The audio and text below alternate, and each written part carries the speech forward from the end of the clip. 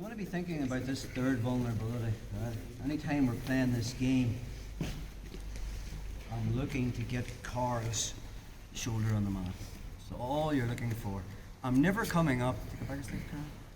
If I only get Carl to here, this is where the battle becomes, and then you're trying to hit the sweep and you're muscling it. You don't get the shoulder to the mat, we're not going for it, we're going for something else. So think about constantly trying to get a shoulder on the mat. So the whole point of this vulnerability is constantly trying to get a shoulder or his hip on the mat. That leaves him vulnerable for us to take advantage of that. So we're going to switch positions. We're going to look at the hip bump sweep. We did address it from just take back.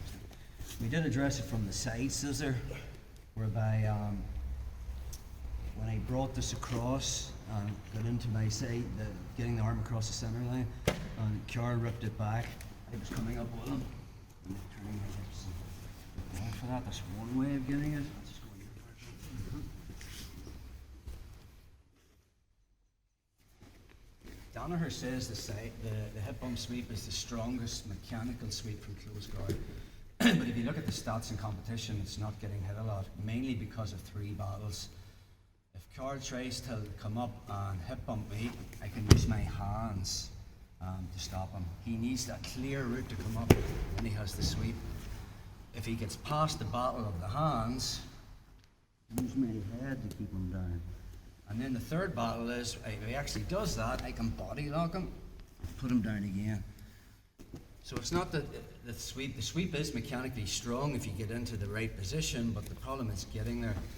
So we're going to address a no-gi version tonight, which is why we're wearing gis. Okay, and then we'll look at a few more variations over the next few weeks. So we will be spending a few classes on this if you're not getting it. But let's take a look at this. So probably in no-gi, Carl's going to put both hands on my biceps. He's thinking about inside control. So from our position, it's very hard for me to actually sit up because now his right hand's keeping my left arm on the mat. Now this is a good position to stop me sitting up, but it sucks at lateral movement. So from here, all I'm going to do is open my guard and stretch my arms and legs back. Now if I come this way, it's very hard for Carl's hands and my biceps to stop me, and I can hit the hip bump sweep if I choose to on this arm. But good players now, the minute I do this, will use their head to stop me coming up. This is why we use this misdirection, where I'm just going to come up this way. Now it's a debate over, am I on the elbow or am I on the hand? We're not going to get too caught up on that. Obviously, if I'm on my hand, I'm higher up and my hips are higher than his. So Danaher was saying, aim to get on your hand. But if you end up in your elbow, you'll take what you get. So let's take a back a step. So Carl's playing inside control. We use this misdirection method to beat the hands and the head.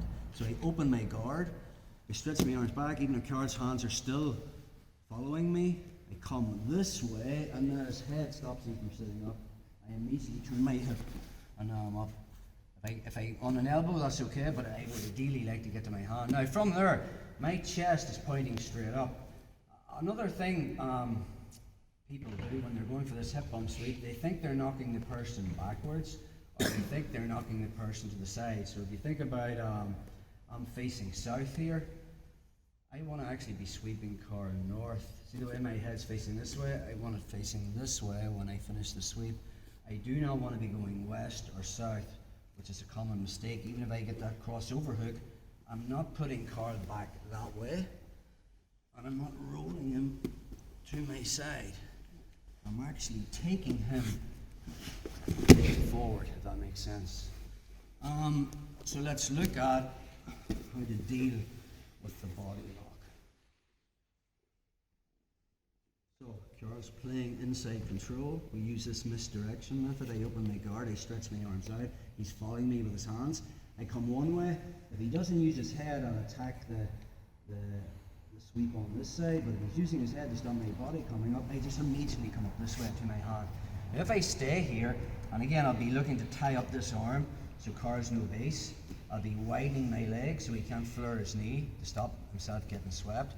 But if my chest is facing sideways, Carl can actually body lock me and take me down.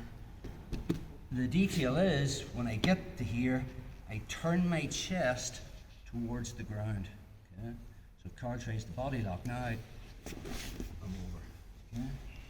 And that's a big detail. I was playing this with Tyrone in a private class, and we were putting time into this. You actually can get to this position. Don't even worry about tying up the arm, but if you can get to here, the sweep's so mechanically strong, you're going to have the sweep. But again, the battle is getting past the hands and the head. So this is just one method. So from our position, Carlos inside control. I'm going to open my guard, stretch my arms out. He'll be following me. I come one way, if he uses his head, I immediately come the other way and get to my hand. Okay?